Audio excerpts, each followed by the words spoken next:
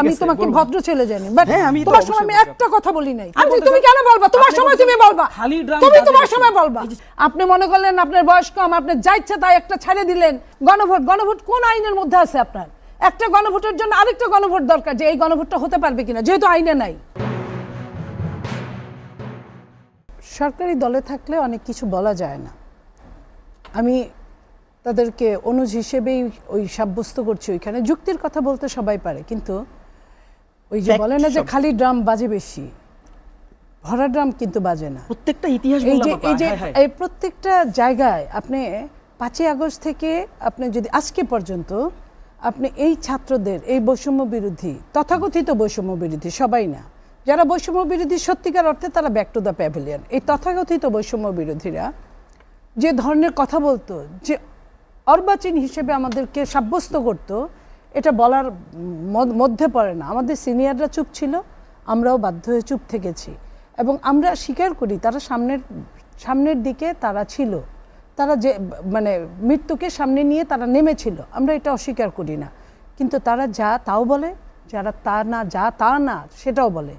আমার কথা হলো, বাবারা, আইন মাইনা তোমার শপথ নিতে বলছিল কারা? আপনারা। আইন মাইনা তুমি শপথ আমি বললেই তুমি নিবা, আমি বললেই তুমি নিবা। আমি তো এখন তাহলে বলতেছি যে ট্রুথ আর মেজরিটি যা বলে তুমি তাই করো, তুমি তা করছো না কেন? প্লিজ তুমি চুপ করো, প্লিজ। তুমি আমি তোমাকে ভদ্র ছেলে জানি, বাট তোমার সময় আমি একটা কথা বলি নাই, তুমি একদম চুপ করবা এখন। কোনো সমস্যা নেই, আপনি ঝাড়ি দিয়েন না। না অবশ্যই তুমি এইভাবে কথা বলো কেন? আমি তোমার সময় একটা কথা বলি না, এটা ম্যানার্স, এটা ম্যানার্স। আমি ম্যানার্সই দেখাচ্ছি। তো সেটা এখানে অবশ্যই তুমি ছেড়ে দিতে পারো না। এখানে কথা বলার আগে চিন্তা করবে যে আমি কতটুকু ম্যানার্স আমি বলতে পারি। ইতিহাস বলতেছি, তুমি কেন বলবা? তোমার সময় তুমি বলবা, তুমি তোমার সময় বলবা, এটাই তুমি লিখে রাখো। আমি খালি ড্রাম বলছি, তোমার সময় আরো তুমি কঠিন কথা বলো।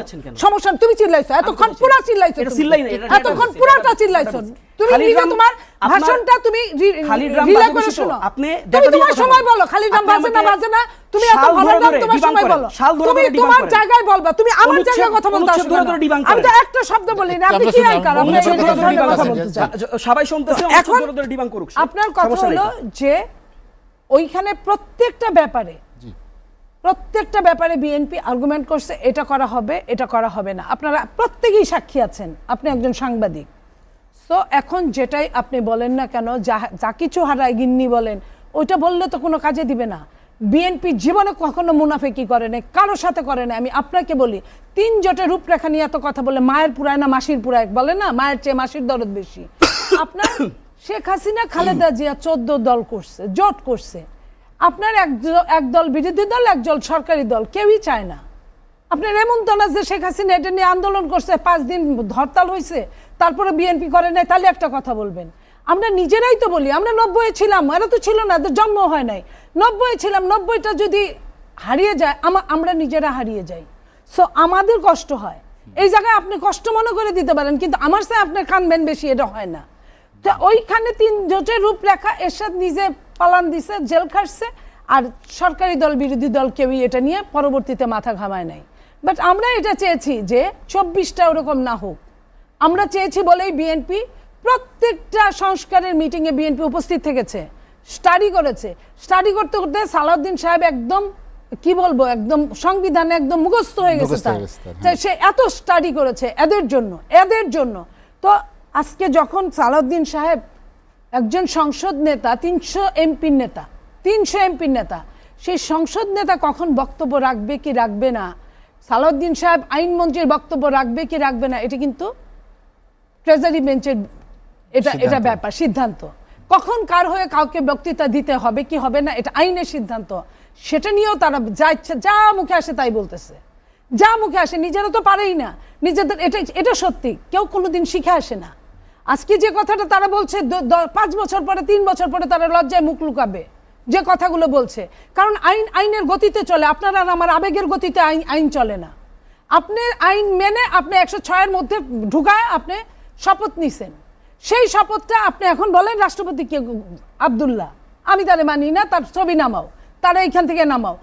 তারা যে ইমপিচমেন্ট করে নামাতে হয়, অভিশংসনের মাধ্যমে নামাতে হয়, এটা আপনি জানেন না, সব পালাইছে, আপনি কিভাবে নামাবেন? আপনি ঠিক আছে, আপনি বলছেন যে অ্যাটর্নি জেনারেল কিভাবে আসলে, আচ্ছা ঠিক আছে, আইন বাইর করেন, আইন দিয়ে সুন্দর করে, এটা সুন্দর করে আস্তে আস্তে বললেও কিন্তু কার্যকর হয়। এটার জন্য চিৎকার করে বাড়ি ঘর মাথায় তোলা দরকার পড়ে না। এটা যত কুল থাকবেন আপনার জন্য তত ভালো হবে। আপনি মনে করলেন আপনার বয়স কম, আপনি যা ইচ্ছা তাই একটা ছেড়ে দিলেন। আরে জিয়াউর রহমানের সময় জিয়াউর রহমান তো ছিল আপনার ক্যান্টনমেন্টের বাড়িতে গৃহবন্দী, তাকে মেরে ফেলার কথা, মেরে ফেলার থেকে নিয়ে সিপাহী জনতার হাতিয়ার তাকে মুক্ত করলেন। আপনি বিচার মানবেন তার কাছে। আপনার জিয়াউর রহমানের বাস দেওয়ার সময় 16 আনা দিলেন, আবার জিয়াউর রহমান আপনার নেতা হয়ে গেল।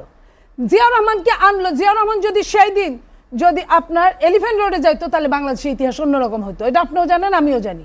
জিয়াউর রহমান সেদিন ক্যান্টনমেন্ট থেকে ক্যান্টনমেন্টে আসছে, তারপরে অনেক কিছু মিলে আপনার 100-তে 100 গড় মিল আর 100-তে 5 গড় মিল, দুইটার মধ্যে তফাৎ কি? দুটার মধ্যে 95 তফাৎ। হ্যাঁ, 95। তো 100-তে 5 গড় মিল নিয়ে আপনি কথা বলছেন। ওই মুহূর্তে জিয়াউর রহমানের কি করার ছিল? জিয়াউর রহমান কি বলছে আমাকে রাষ্ট্রপ্রধান বড়, বরং জিয়াউর রহমান একদম সলিডলি আপনার গণভোটটা যে কারণে করছে তাকে মানো কি মানো না, এটা তুমি তার নীতির সাথে একমত কি একমত না, এটারে এখন আপনি আপনার মতো বানায় ওই যে পঞ্চদশ সংশোধনীর মতো।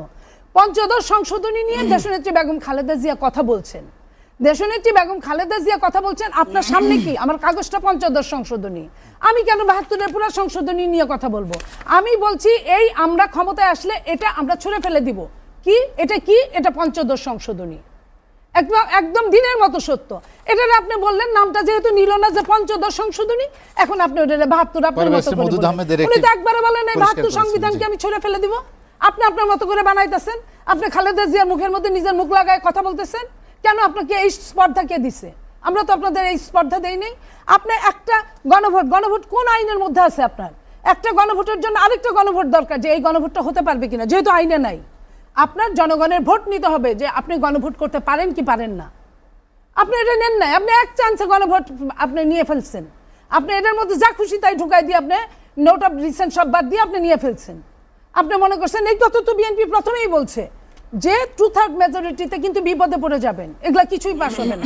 আমরা চাই এগুলা পাস হোক। আপনি বিএনপি 70 অনুচ্ছেদের মতো অনুচ্ছেদে বিএনপি আপনার সাথে একত্রতা ঘোষণা করছে। আপনার 2বারের বেশি একাধারে প্রধানমন্ত্রীর ব্যাপারে আপনার সাথে একাত্মতা ঘোষণা করছে।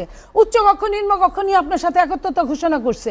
আপনার আরো যা যা অনেক কিছু আছে, যেমন রাষ্ট্রপতির ক্ষমতা বাড়ানো নিয়ে আপনার সঙ্গে একত্রতা ঘোষণা করছে। এরকম অনেকগুলো সংস্কার যেটা একত্রতা ঘোষণা করছে। বিএনপি তো একবারও বলে নাই যে আমি এগুলা মেনে নিব না। বিএনপি বলেছে যেটার মধ্যে নোট অফ ডিসেন্ট আছে সেটা নিয়ে আলোচনা হবে, প্রক্রিয়া নিয়ে বলে নাই যে এক কথায় বলে নাই আমি মানবো না। বলছে আপনারা আসেন, আলোচনা হবে, সংসদ আলোচনার জায়গা, তারপরে ভোটাভুটি হবে। আপনারা ফলাফল আগেই যায় না, আপনারা আগেই চিৎকার চেঁচামেচি করে রাজুতে আয়, মধুতে আয়, অমুকখানে আয়, শাহবাগে আয় শুরু করে দিলেন। শুরু করলে কি হবে? আমি কি একলাই মারা যাব? আমার না হয় আমি আবার রাজপথের বিরোধী দল হবো। আপনার কি হবে? আসবে তো মামুরা খাড়ায় আছে রাস্তায়, তো তাহলে আপনার কি হবে? প্রত্যেকটা জিনিস চিন্তা করার আগে নিজের চিন্তাও করতে হবে। ওরকম জামাত ইসলামীও বিএনপি বলছিল 2009 যে ইলেকশনে যাব না, জামাত ইসলাম বলছে যে আমরা ইলেকশনে না গেলে আমরা একলাই যাব। তাতে কি হয়েছে জানেন? তাতে জামাত ইসলামের অনেকগুলো নেতাকে ফাঁসিতে ঝুলতে হয়েছে। সেই ইলেকশনে যদি না যাইতো তাহলে কিন্তু ইতিহাসটা অন্যরকম হইতো। বিএনপির কি হয়েছে? বিএনপির অনেক নেতাকর্মী গুম হয়েছে, খুন হয়েছে, অনেক কিছু হয়েছে, কিন্তু বিএনপি কিন্তু এখন পর্যন্ত ঠিকই আছে। বিএনপিকে ভাঙতে পারে নাই, বিএনপিকে নিতে পারে না, অথচ জামাতরে ভাঙ্গা খান খান করে অর্ধেক নিয়ে গেছে। নিয়ে যায় কি হয়েছে? আপনার গুপ্ত রাজনীতি হয়েছে। গুপ্ত রাজনীতি হয়ে কি হয়েছে? আওয়ামী লীগের ঘর থেকে আওয়ামী লীগের দ্বন্দ্ব হয়েছে। সেটা হলো আরেক ইতিহাস। তো আমার কথা হলো যে আপনি এই যে তেল নিয়ে এতগুলা কথা বললো, আরটিভি আজকে কি লিখছে জানেন? আরটিভি বলছে, আমি আপনাদের এখান থেকে দেখলাম, একদিনের অভিযানে 4.5 লাখ লিটার জ্বালানি তেল উদ্ধার হয়েছে। একদিনের অভিযানে 4.5 লক্ষ লিটার। তাহলে আপনি মনে করেন এই দেশটা কিসের উপর চলছে? তারা বলে যে আমরা কিছুই করতে পারি না। 4.5 লাখ লিটার একদিনের অভিযানে এটা মিথ্যা বললেন আপনার উদ্ধার হয়েছে। তার মানে কি? এটা আপনার প্রথম যে তেলটা ধরা পড়লো গাজী পাম্প একটা গাজী ট্যাঙ্ক মানে প্রায় 10,000 লিটার এক জামাতে ইসলামী নেতার বাড়িতে পাওয়া গেল। আমি বলবো না যে বিএনপি ফেরেস্তা। আমার কথা হলো যে সবাই মিলে আসেন না দেশটাকে সামলাই, এটাই বলছিলাম সবাই মিলে। তো আমি তো ওই কথাটাই বলতেছি। ওই কথা বলতে গিয়া আমি কি মনে করেন ও যে এখানে পাশ করছে, আমিও তো ওইখান থেকেই পাশ করছি। আমি তো আরো 20 বছর আগে পাশ করছি। তা আমি কি কিছুই বুঝি না ও কোন কথা কোন দিক দিয়ে কোনটা বলতে চায়? এই জায়গাটা যদি আন্তরিকতা থাকে, 31 দফার এমন কোনো জায়গা নাই যেটা বিএনপি মানে নাই বা মানবে না বলে বলেছে। বিএনপি প্রত্যেকটা দফা মানবে। আসেন না বিএনপির সঙ্গে আলোচনায় বসেন। এইসব হুলস্থুল কেউ, আমি আবারও বলছি, কেউ অভিজ্ঞতা নিয়ে জন্মগ্রহণ করে না, ঠেকে ঠেকে অভিজ্ঞতা হয়। যারা বিরোধী দল আজকে, তাদের এইসব আইন কানুনে অভিজ্ঞতা নাই, তাদের অনেক সমস্যা আছে, হতেই পারে, সেটা শিখতে বেশিক্ষণ লাগবে না। এই যে 30 তারিখে অধিবেশন শেষ হবে, 1 মাস মুখস্থ করে ফেললাম না, কতটুকু, কয় পাতার আপনার সংবিধান? বাংলাদেশে 1200-1400 সংবিধান মুখস্থ করতে কতক্ষণ লাগে? আপনারা হাফেজি পাশ করা অনেক লোক আছে, আর একটা সংবিধান মুখস্থ করতে পারবে না। তা আপনারা করেন, আসেন, মাঠে নামেন, শিয়ানে লড়লে সুবিধা হয়, শিয়ানে না লড়লে আপনার সুবিধা হয় না। এই যে আপনার এই যে কি বলে যে প্রধানমন্ত্রীর পরামর্শ নিয়ে যে কথাটা বললেন উনি, আমি প্রধানমন্ত্রীর পরামর্শ নিয়ে, তখন ওই দিন প্রধানমন্ত্রী ছিল না, ওই আপনার যখন ইন্টারিম গভর্নমেন্ট হয়েছে, সেটা তো শপথের আগে, শপথের আগে একটি ব্যাখ্যা দেওয়া হয়েছে, সেই দিন কিন্তু ডক্ট্রিন অফ নেসেসিটি ছিল, সব দল কিন্তু একসঙ্গে একমত হয়েছে।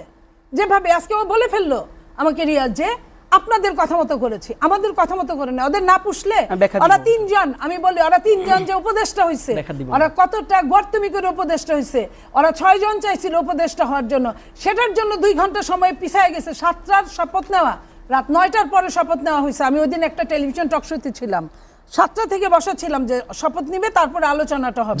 তো এই জায়গায় বললাম যে সব ডক্টর অফ নেসেসিটি বলে নিতে হয় না।